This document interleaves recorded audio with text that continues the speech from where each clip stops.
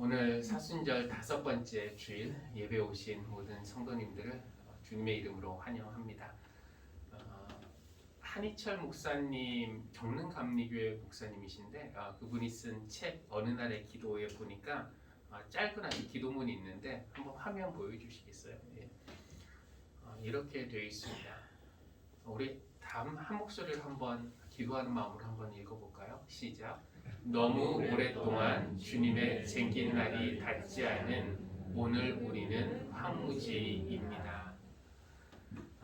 이 기도문을 접하는 순간 그동안 말씀은 늘 접하지만 그 말씀을 쟁긴 날로 받아들이지 못하고 그냥 빗자루 정도의 수준으로 받아들였기 때문에 여전히 나는 황무지가 아닌가라는 그런 생각을 하게 되었습니다.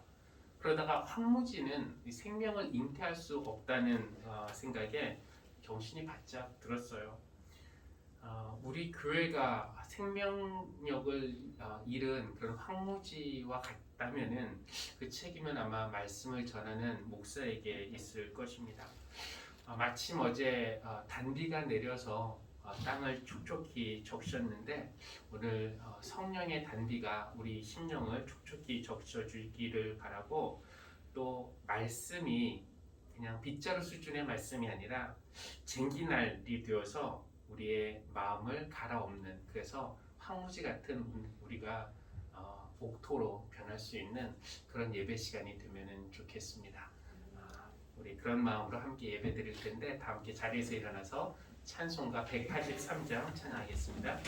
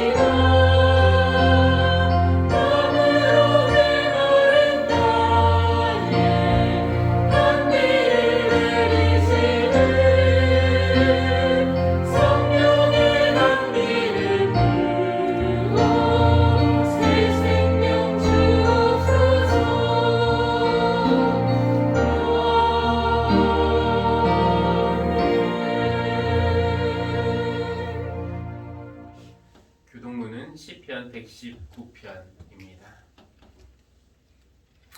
젊은이가 어떻게 해야 그 인생을 깨끗하게 살 수 있겠습니까?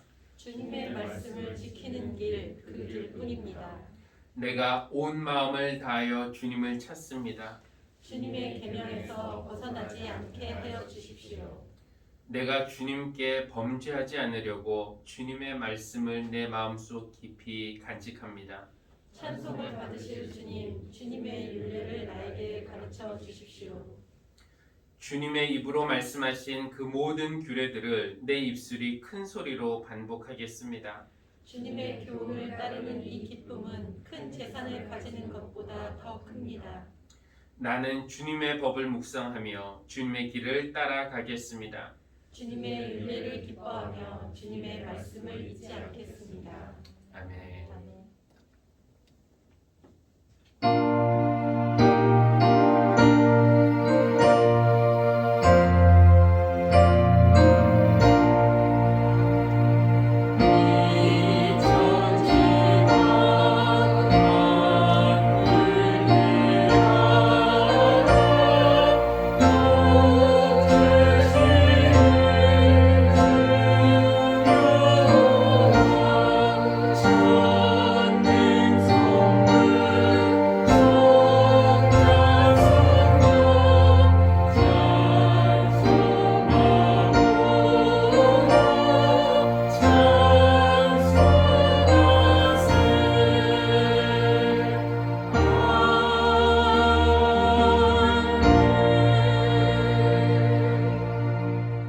자리에 앉아주시기 바랍니다.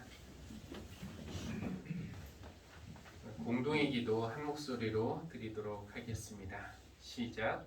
은혜의 하나님, 때를 따라 우리에게 꼭 필요한 것들을 허락해 주시는 주님을 찬양합니다. 미세먼지 가득했던 하늘을 보면서도 속수무책이었던 우리에게 단비를 내려주시니 감사합니다. 하나님, 뿌연 하늘처럼 우리의 힘만으로는 회복하기 힘든 부분들이 많습니다. 하나님의 도우심으로 우리 삶의 깊은 절망과 우울에서 벗어날 수 있도록 은혜를 베풀어 주십시오. 하나님, 이 땅의 정치인들을 위해 기도합니다. 나라와 민족의 안정과 평화를 위해 일해야 하는 이들이 선거를 앞두고 오히려 혼란과 분열을 일으키고 있습니다. 사리사욕과 당리당략에서 벗어나게 하시고 하늘의 뜻과 국민의 마음을 살피며 정치에 임하게 해 주십시오. 예수님의 이름으로 기도합니다. 아멘. 요한복음 12장 20절에서 33절까지 말씀입니다. 명절에 예배하러 올라온 사람들 가운데 그리스 사람이 몇 있었는데 그들은 갈릴리 벳세다 출신 빌립에게로 가서 청하였다. 선생님, 우리가 예수를 뵙고 싶습니다. 빌립은 안드레에게 가서 말하고 안드레와 빌립은 예수께 그 말을 전하였다. 예수께서 그들에게 대답하셨다. 인자가 영광을 받을 때가 왔다. 내가 진정으로 너희에게 말한다. 밀알 하나가 땅에 떨어져서 죽지 않으면 그 알 그대로 있고 죽으면 열매가 많이 맺는다. 자기의 목숨을 사랑하는 사람은 잃을 것이요 이 세상에 자기 목숨을 미워하는 사람은 영생에 이르도록 그 목숨을 보존할 것이다. 나를 섬기려고 하는 사람은 누구든지 나를 따라오너라. 내가 있는 곳에는 나를 섬기는 사람도 나와 함께 있을 것이다. 누구든지 나를 섬기면 내 아버지께서 그를 높여주실 것이다. 지금 내 마음이 괴로우니 무슨 말을 하여야 할까? 아버지, 이 시간을 벗어나게 하여 주십시오 하고 말할까? 아니다. 나는 바로 이 일 때문에 이 때에 왔다. 아버지, 아버지의 이름을 영광스럽게 드러내십시오. 그때에 하늘에서 소리가 들려왔다. 내가 이미 영광되게 하였고 앞으로도 영광되게 하겠다. 거기에 서서 듣고 있던 무리 가운데서 더러는 청둥이 울렸다고 하고 또는 더러는 천사가 그에게 말하였다고 하였다. 예수께서 대답하셨다. 이 소리가 난 것은 나를 위해서가 아니라 너희를 위해서이다. 지금은 이 세상이 심판을 받을 때이다. 이제는 이 세상의 통치자가 쫓겨날 것이다. 내가 땅에서 들려서 올라갈 때에 나는 모든 사람을 내게로 이끌어올 것이다. 이것은 예수께서 자기가 당하실 죽음이 어떠한 것인지를 암시하려고 하신 말씀이다. 이는 우리에게 주신 하나님의 말씀입니다. 하나님 감사합니다.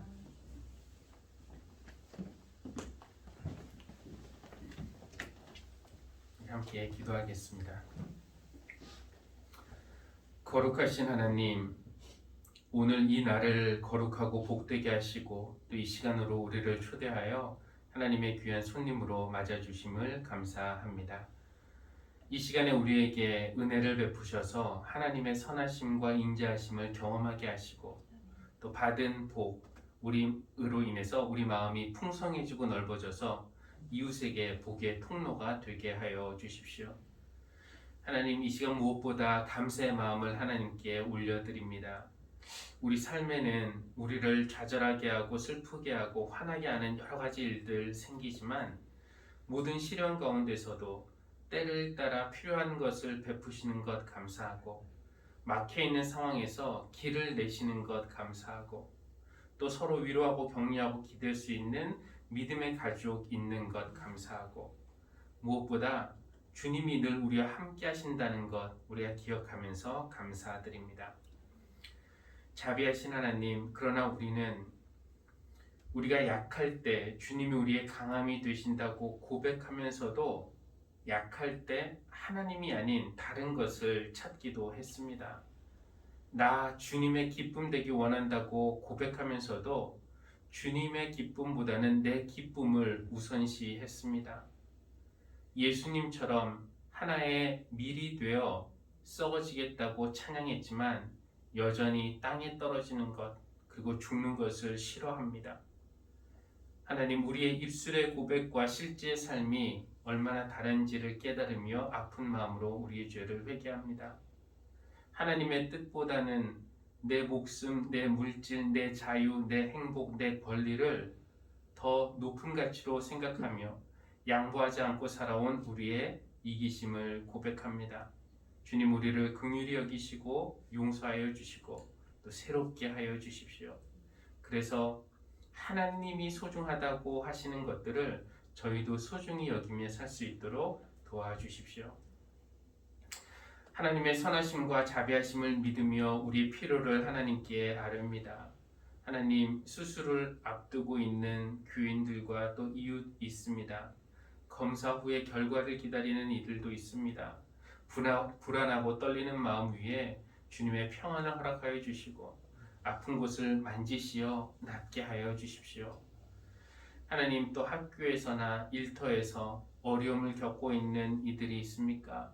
사람 관계에서 오는 어려움을 지혜로 이겨나갈 수 있도록 하여 주시고 또 상처를 받거나 누구의 악행에 피해자가 되지 않도록 주님이 친히 방패가 되어 주시고 맡겨진 일이나 공부 성실하게 감당할 수 있도록 능력도 더해 주십시오. 하나님, 우리나라를 위해서 기도합니다. 서울과 부산 시장 선거를 앞두고 있습니다.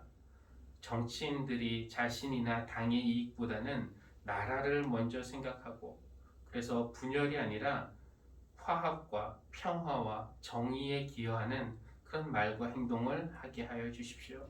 하나님, 이 시간에 미얀마를 위해서도 기도합니다. 군부의 쿠데타로 큰 혼란을 겪고 있습니다.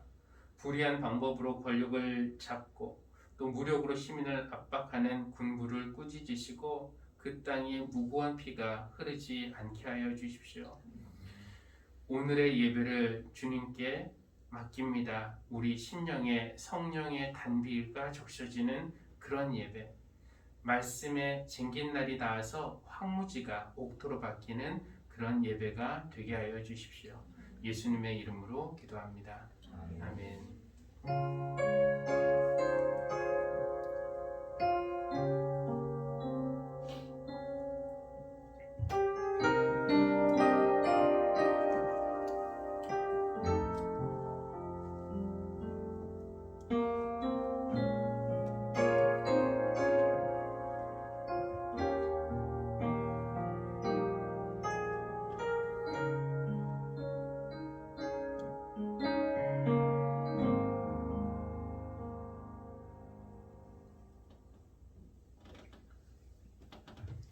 오늘 성경 본문은 예수님이 예루살렘에 입성하셨을 때 일어났던 어떤 한 사건을 우리에게 들려주고 있습니다. 이제 예수님의 이 땅에서의 마지막 주간이었습니다. 예수님이 예루살렘에 입성하셨을 때 많은 사람들이 떼를 지어서 예수님에게 몰려왔는데요. 요한은 오늘 읽지 않았지만 그 잠깐 전에 보면은 예수님이 죽은 사람을 살리셨기 때문이다라고 그렇게 이유를 밝히고 있는데, 그 죽은 사람이란 바로 11장에 나오는 나사로를 소생시킨 그 사건을 말하고 있는 겁니다. 그런데 예수님에게 사람이 몰리는 것을 불쾌하게 생각하는 사람들이 있었습니다. 그들은 종교 지도자들이었는데요. 아마 기존 종교 질서를 뒤흔드는 일이었기 때문에 그렇게 불쾌하게 여겼을 겁니다. 그래서 바리새인들은 예수님에게 사람들이 몰리는 것을 보면서 불쾌감 반, 시기심 반 섞인 말로 이렇게 말했어요. 이제 다 틀렸소. 보시오. 온 세상이 그를 따라갔소. 이 말이 바로 다음 단락, 즉 오늘 우리가 읽은 그 요한복음 12장 20절부터의 단락과 이렇게 연결되어 있는데요. 오늘 본문에 그리스인 몇 명이 등장하죠. 온 세상이 그를 따라갔소 라고 말을 했는데, 유대인들뿐만 아니라 외국인, 그리스인들까지도 예수님의 가르침에 매료되었다는 것입니다. 그러니까 힘이 지배하는 그런 세상이 아니라 돌봄, 섬김, 자기 희생, 원수 사랑, 나눔, 배려, 이렇게 특징 지을 수 있는 하나님 나라에 대한 복음이 이스라엘의 경계를 넘어서 온 세상으로 퍼져나가고 있음을 우리가 볼 수 있습니다. 6월절 명절이 되어서 많은 순례객이 성전을 찾아 예루살렘이라는 곳으로 모여들었는데, 그 가운데는 그리스인들도 있었습니다.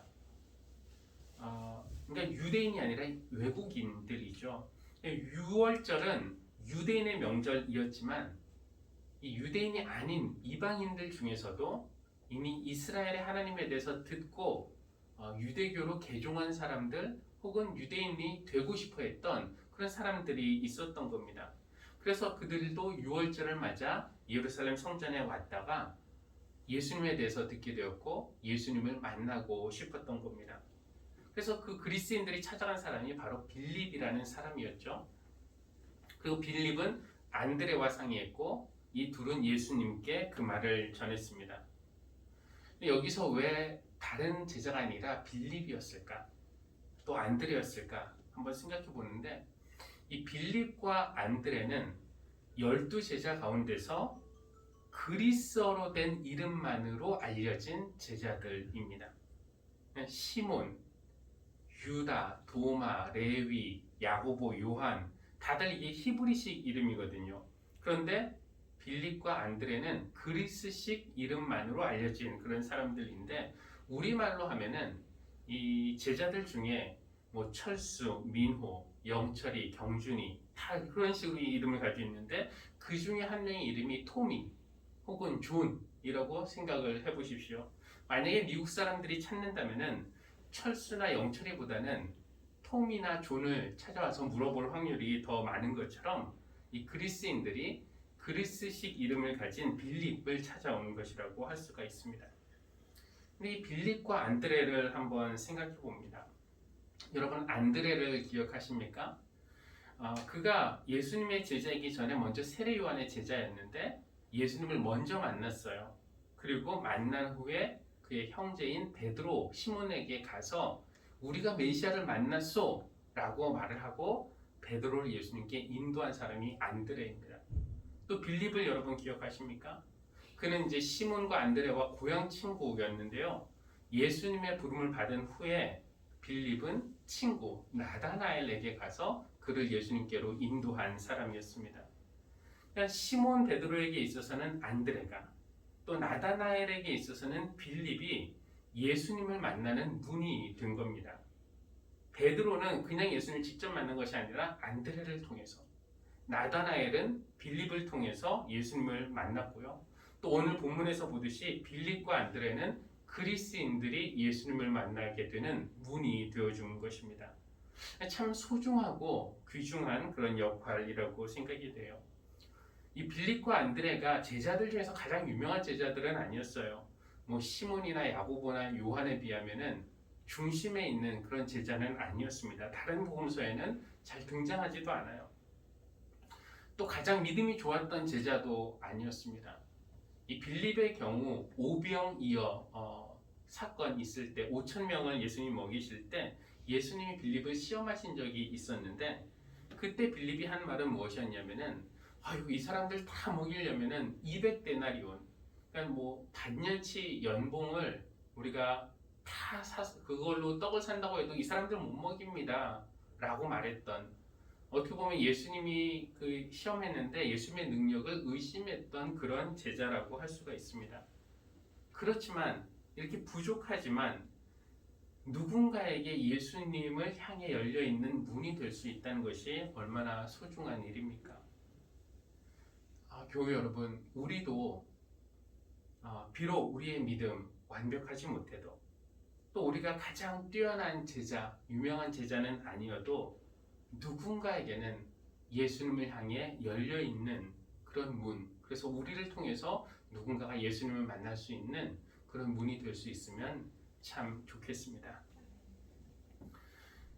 그래서 빌립과 안드레가 이 그리스 사람 몇 명이 주님을 만나고 싶다라는 그런 메시지를 전했는데 요한복음의 저자는 그래서 그들이 실제 예수님을 만났는지 안 만났는지 그것은 우리에게 알려주지 않아요.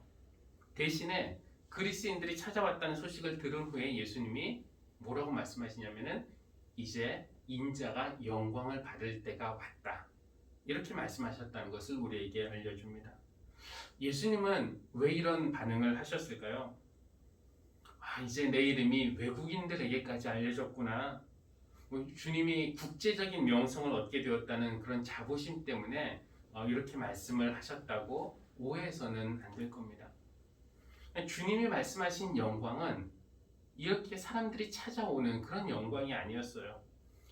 우리는 이제 영광이라고 하면은 성공하는 것, 박수 받는 것, 인기를 얻는 것, 부러움을 사는 것, 높아지는 것. 우리는 그런 것들을 영광으로 삼죠. 그러나 예수님은 아닙니다. 예수님에게는 무엇이 영광이었을까요? 이 요한복음을 보면은 요한은 예수님을 하나님으로부터 하늘로부터 보냄받은 자라는 것을 강조하여 말하고 있습니다. 그 예수님도 그런 자의식을 가지고 계셨어요. 아버지의 보냄을 받았다라는 것을 아셨기 때문에 주님의 삶의 목적은 보내신 분의 뜻을 수행하는 것이었습니다. 그러니까 영광이라는 건 무엇이냐면은 보내신 분의 그 분이 맡겨주신 일을 완수한 후에 그 보내신 분에게로 돌아가는 것, 그것이 자기를 보냄받는 자로 인식하는 사람들이 생각하는 영광입니다. 그래서 요한복음에서는 예수님이 죽으실 때, 즉 아버지에게 돌아가실 때에 대해서 예수님이 내가 죽을 때가 왔다라고 말씀하지 않으시고 영광 받을 때가 왔다라고 말씀을 하십니다. 이 영광 그리고 죽음 두 단어가 서로 어울리지 않지만 반대말처럼 들릴 수 있는 이 두 단어가 예수님 안에서는 겹쳐 있다는 것을 우리가 알 수 있습니다. 여러분 예수님의 삶을 관통하고 있는 하나의 기준이 있다면은 그것은 바로 하나님의 영광이라고 말할 수가 있습니다. 그러니까 삶의 선택의 순간마다 예수님에게 기준이 되었던 것은 이것이 내 유익이나 편안함, 내 성공에 도움이 될까? 이것이 아니라 이것을 하는 것이 하나님의 영광이 될까? 그것이 기준이었다는 말입니다. 그렇게 사는 사람이야말로 정말 영광스러운 삶을 산다라고 말할 수 있을 겁니다. 여러분, 먼 미래 일, 우리가 그 일이 언제 올까? 오겠어? 싶은 그 일도 시간이 지나면은 반드시 오게 돼 있어요. 충분한 시간이 있을 거라고, 준비 시간이 있을 거라고 생각했던 어떤 마감 시간도 곧 시간이 지나면 언젠가 오고야 말죠. 은퇴할 때가 언제 오겠어? 싶지만 그 순간이 올 것이고 또 죽음의 때도 언제 오겠어? 싶지만 어쩌면 우리 생각보다 더 빨리 찾아올 수도 있겠죠. 우리가 죽음을 맞이할 때 참 잘 살았다. 이 생각에 우리의 마음이 평안할 수 있다면 좋겠습니다. 그런데 참 잘 살았다. 그 사람 참 잘 살았다. 사람들로부터 그 말을 듣는 것보다 혹은 내가 내 입으로 그래 나 참 잘 살았어 라고 말하는 것 물론 다 좋지만 그러나 나를 보내신 분에게서 이 말을 들을 수 있다면은 좀 얼마나 우리가 그게 좋겠습니까? 나를 보내신 분 앞에 돌아갈 때 참 너 잘 살았다, 수고했다, 고맙다 이 말씀 들을 수 있다면은 그것은 우리에게도 영광, 또 우리를 보내신 분에게도 영광일 것입니다. 우리가 너나 할 것 없이 모두 다 하나님의 보냄을 받은 사람들이고 또 하나님에게 돌아갈 사람들인데 하나님께서 맡기신 일 여러분 잘 하고 계십니까? 우리도 주님처럼 이 땅에 살면서 나의 성공과 인기, 권력과 명예 얻는 것을 영광으로 삼는 것이 아니라 하나님께 그 보내신 분의 뜻을 수행하는 것, 그리고 나서 하나님께로 돌아가는 것을 우리 삶의 영광으로 삼는 그런 사람이 되면은 참 좋겠습니다. 근데 이제 빌립과 안드레가 예수님의 그 말, 인자가 영광 받을 때가 왔다라는 그 말을 듣고 빌립과 안드레뿐만 아니라 다른 제자들도 오해를 했을 겁니다. 지금 상황을 한번 생각해 보면은 사람들이 몰려오고 있어요. 그 나사로 그 살린 그 사건 때문에 사람들이 몰려오고 있고 환호하고 있고 이제 국내인들뿐만 아니라 외국인들에게까지 명성을 얻게 되었고 예수님이 인자가 영광을 받을 때가 왔다고 하니까 제자들도 야 이제 드디어 우리가 꿈꾸던 꿈이 이루어지는구나 싶었을 겁니다. 그러니까 영광 받을 때가 예수님 돌아가실 때라는 것을 이해하지 못했기 때문에 제자들에게 주님이 이런 말씀을 덧붙이신 거죠. 화면 한번 보겠습니다. 밀알 하나가 땅에 떨어져 죽지 않으면 하늘 그대로 있고 죽으면 열매를 많이 맺는다. 이것이 진짜 그 밀알 이야기라면은 뭐 여기에는 따로 설명이 필요 없습니다. 농사 지식이 별로 없는 저도 이 정도는 이미 다 알고 있는 이치입니다. 씨앗이 땅에 떨어져서 그대로 있으면 안 되죠. 그것이 죽고 거기서 뿌리가 나고 싹이 나고 줄기가 나고 자라야 많은 열매를 맺습니다. 그런데 주님은 어떤 밀알의 생장에 대해서 설명하기 위해서 이 말씀을 하시는 것이 아닙니다. 어떻게 보면 이 밀알 하나는 바로 예수님의 삶이라고 말할 수가 있어요. 그러니까 예수님이 하늘에서 이 땅에 떨어져서 이 땅에 오셔서 죽지 않고 그냥 사셨다면은 그분은 분명히 훌륭한 삶을 사셨을 겁니다. 사람들에게 인정받고 존경받고 사랑받는 그런 삶을 사셨겠죠. 그러나 그렇게 사셨다면은 개인적으로는 훌륭한 삶을 사셨고 또 주변의 몇몇 사람들에게 좋은 영향 끼치셨겠지만 이렇게까지 많은 열매, 여러분처럼 귀한 열매를 예수님이 맺지는 못했을 겁니다. 그분이 십자가에서 당신의 생명을 내어주셨기 때문에 우리처럼 귀한 열매들을 많이 맺게 되신 것입니다. 밀알 하나가 땅에 떨어져서 죽지 않으면 하늘 그대로 있고 죽으면은 열매를 많이 맺는다. 우리가 이 말씀을 받아들이기가 어떻습니까?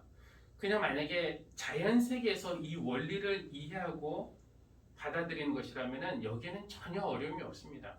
그렇죠? 심지어 주님에게 적용할 때도 크게 어려움은 없습니다. 근데 문제는 언제 생기냐면은 저 말씀을 나에게 적용할 때 그때 문제가 생겨요. 우리는 이 이치를 고개를 끄덕이며 이해하고 안다라고 말하면서도 죽는 것은 물론이고 땅에 떨어지는 것도 너무나 싫어합니다. 그것은 우리가 우리 자신을 사랑하기 때문인데요. 근데 사실 이것이 예수님에게도 즐겁고 신나는 일은 아니었습니다. 십자가가 보내신 분의 뜻이고 그것을 수행하는 것이 하나님께 영광이고 많은 열매를 맺는 길이라는 것을 예수님도 아셨지만 그렇다고 신나게 십자가를 지신 것은 아니었어요. 예수님도 괴로우셨습니다. 그래서 기도하시죠. 다음 화면 한번 보겠습니다. 27절, 28절인데요. 지금 내 마음이 괴로우니 무슨 말을 하여야 할까? 아버지, 이 시간을 벗어나게 하여 주십시오 하고 말할까? 아니다. 나는 바로 이 일 때문에 이때에 왔다. 아버지의 이름을 영광스럽게 드러내십시오. 그냥 저기서 아버지 이 시간을 벗어나게 해주십시오 라는 것은 주님도 인간이셨기 때문에 인간으로서 주님의 본성의 외침이었습니다.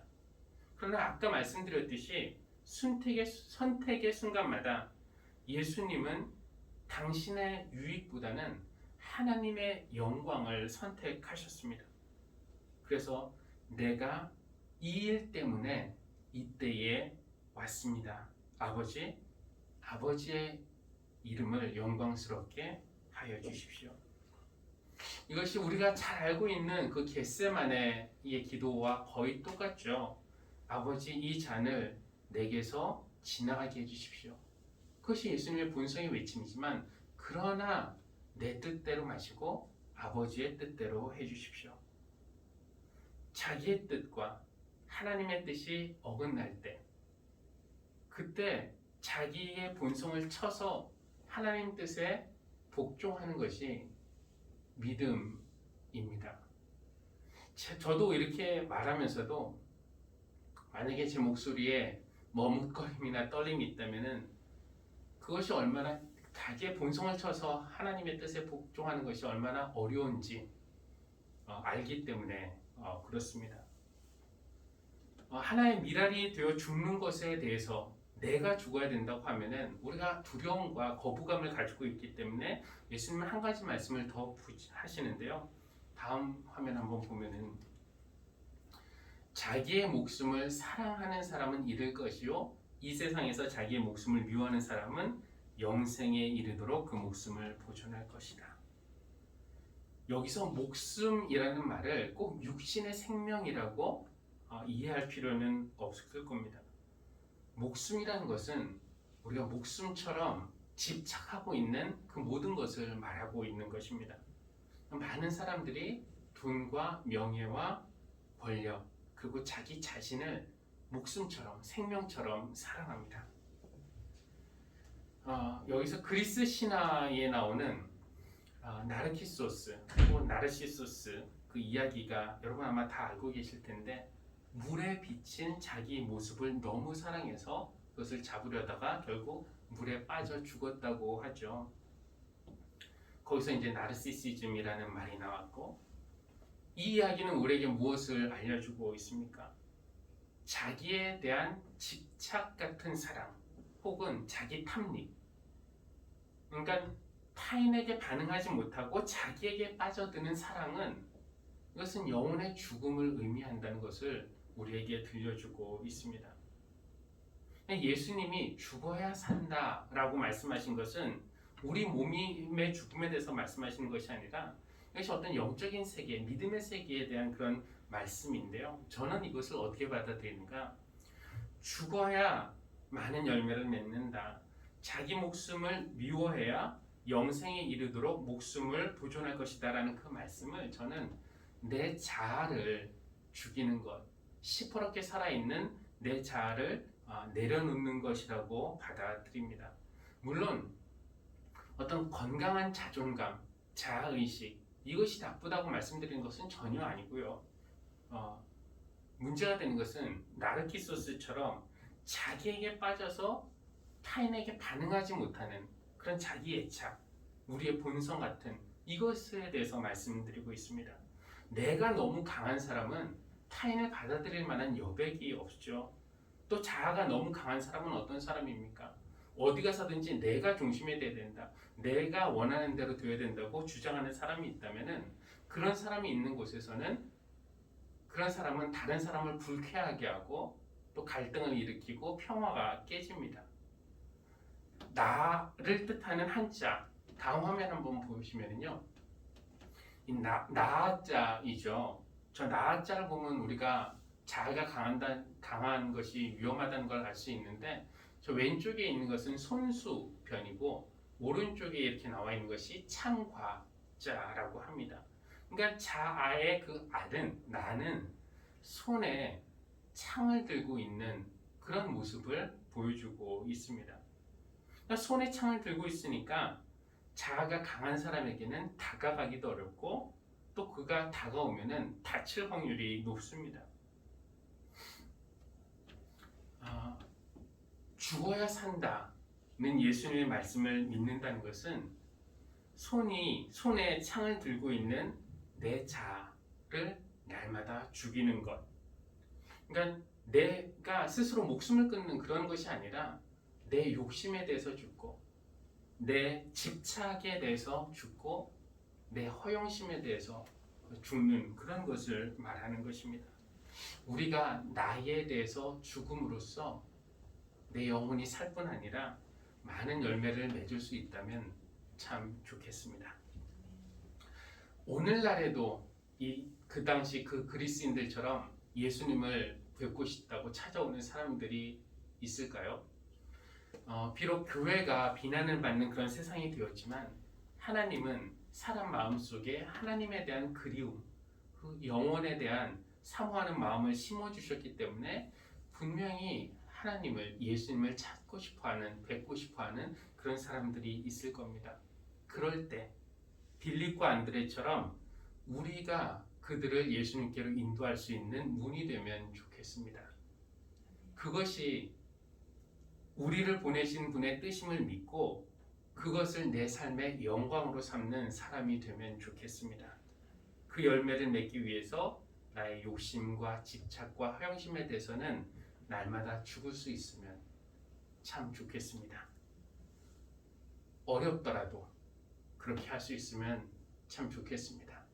하나님께서 우리를 도우시기를 기원합니다. 기도하겠습니다. 찬송가 먼저 부르겠습니다. 내 주 대신 주를 참 사랑하고 315장입니다. 주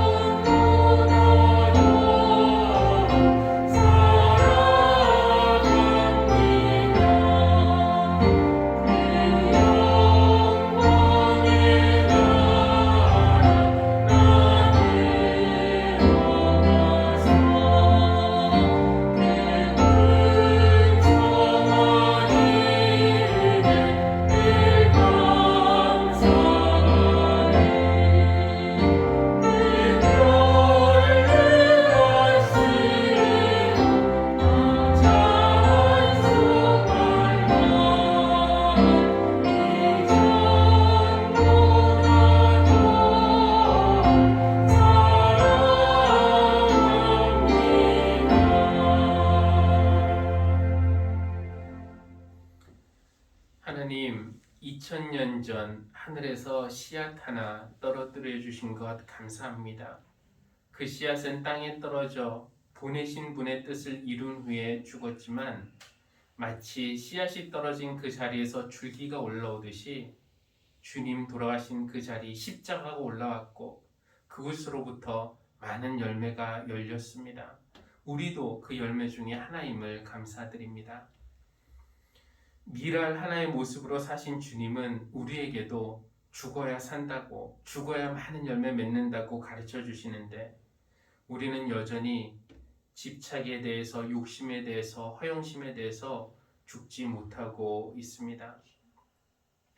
주님의 말씀을 믿고 내 손에 든 창을 내려놓게 하시고 내 뜻을 이루는 것을 삶의 목표로 삼는 대신에 보내신 분의 뜻을 이루는 것을 영광으로 여기고 또 누군가를 위해 주님을 향해 난 문이 되게 하여 주십시오.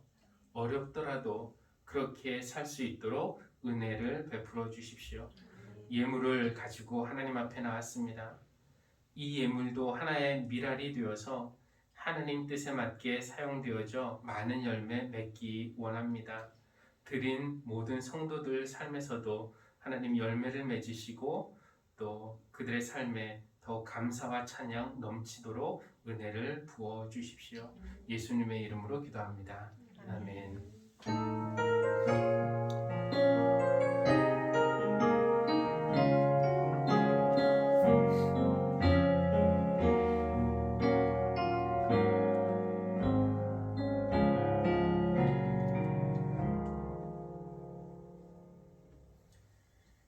교회 소식 알려드리겠습니다. 지금 사회적 거리두기 2단계이고요. 3월 28일 다음 주일까지 이어집니다. 지금 20% 이내, 우리 교회는 20명 이내로 예배를 드릴 수 있고요. 또 예배 드릴 때나 아니면 예배 후에 친교 나누실 때 여러 가지 방역 수칙들 여러분 다 잘 알고 계실 텐데 잘 지켜주시기를 바라겠습니다. 다음 주일은 종료주일, 예수님이 예루살렘에 입성하신 그 종료주일을 기념하는 주일이고 또 그 다음날 29일부터 4월 3일 토요일까지가 고난주간, 우리 기독교인들이 1년 중에서 가장 경건하게 보내야 하는 그런 시간인데 여러분들도 개인적으로 좀 더 경건하게 보낼 수 있도록 마음의 결단을 하시면 좋겠습니다. 부활절에는 세례식이 있습니다. 그리고 금주 성경 읽기 로마서 11장부터 고린도전서 6장까지 맡으신 분들도 잘 기억해 주시고 또 청소와 수요 예배 대표 기도도 잘 기억해 주시기를 바라겠습니다. 우리 자리에서 일어나서 하늘에 계신 찬송가 부른 후에 축도로 마치겠습니다.